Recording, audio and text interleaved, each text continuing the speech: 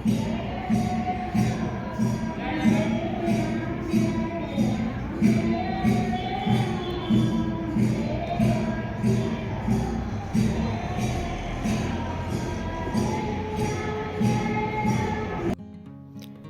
राम भाई सारे भाइयों ने स्वागत है हमारे एक नए वीडियो में। सलाम नमस्ते। आज हम आए हैं संतराम महाराज मंदिर नडियाद में। तो दोस्तों ऐसे ही वीडियो देखने के लिए चैनल को सब्सक्राइब करें, वीडियो को शेयर करें और लाइक करें। तो दर्शक मित्रों, आज गुजरात के खेड़ा जिले के नडियाद संतराम महाराज मंदिर स्थापित है। तो दोस्तों संतराम महाराज मंदिर नडियाद अहमदाबाद से 60 किमी और बड़ौदा से भी 60 किमी पर दूरी पर स्थापित है। दोस्तों गेट के थोड़ी दूरी पर ही गीता प्रेस बुक का स्टोर भी स्थापित है। तो दोस्तों अभी मंदिर के अंदर जाते हैं और आपको बताते हैं पूरा वीडियो। तो दोस्तों बने रहे हमारे चैनल पर और देखते रहे वीडियो।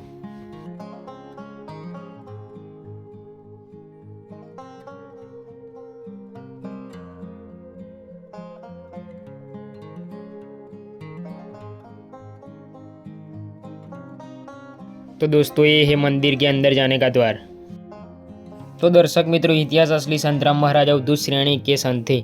वह गिरनार से नडियाद आए थे, इसलिए उन्हें गिरनारी बाबा, विदेही बाबा या सुखा सागर जी भी कहा जाता था। वह संवत 1872 में यहाँ आए, लोगों की आध्यात्मिक भलाई के लिए 15 वर्षों तक रहे और संवत 1887 के माघ महीने की पूर्णिमा के दिन जीव समाधि ले ली। तो दर्शक मित्रों, संतराम मंदिर भारत के गुजरात के नडियाद में स्थित एक हिंदू मंदिर है।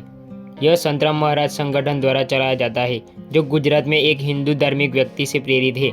संतराम मंदिर मानवीय गतिविधियों जैसे नेत्र अस्पताल, फिजियोथेरेपी केंद्र, औषधालय, रेडियोलॉजी केंद्र, पैथोलॉजी और प्रयोगशाला के साथ साथ विभिन्न अन्य सेवाओं के लिए ट्रस्ट चलाता है, जो अनगिनत है।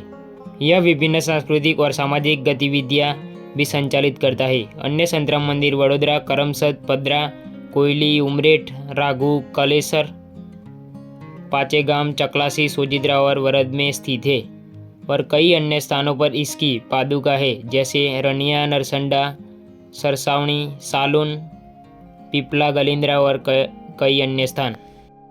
बहुत से लोग संतराम महाराज जी की श्रद्धा में गुरु पूर्णिमा और एकादशियों का व्रत रखते हैं। कुछ साल पहले संतराम मंदिर लकड़ी से बनाया था, लेकिन दान के रूप में बड़ी मात्रा में प्राप्त दान ने इसे बदल दिया है। उनके द्वारा सुंदर सजावट की जाती है। यह कुछ विशेष दिनों जैसे साकार वर्षा, देव दिवाली आदि में अद्भुत लगती है। सुंदर रंगोली भी बनाई जाती है। देव दिवाली पर मंदिर को दीपों से सजाया जाता है।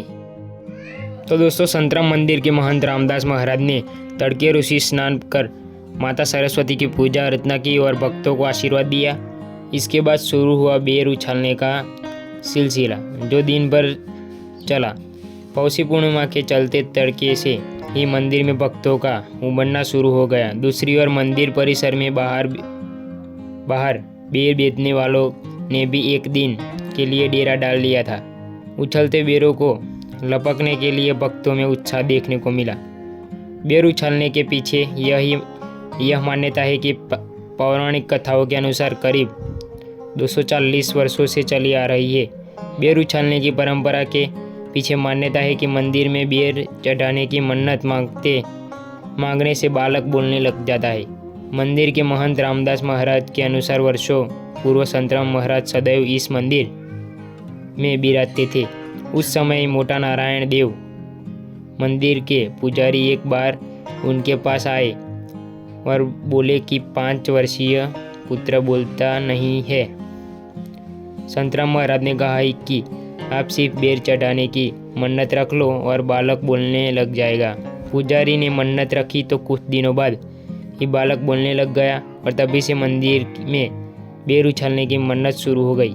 कार्य पूरा होने पर भक्त पौषी पूर्णिमा पर बेर उछालकर मन्नत पूरी करते हैं।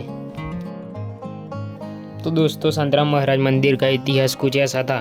तो दोस्तों ऐसे ही वीडियो देखने के लिए चैनल को सब्सक्राइब करिए और वीडियो को ज़्यादा से ज़्यादा शेयर करें। तो दोस्तों बने रहे हमारे चैनल पर और देखते रहे अनेक व्यू। तो दोस्तों अभी आगे जाते हैं और आपको बताते हैं अनेक व्यू।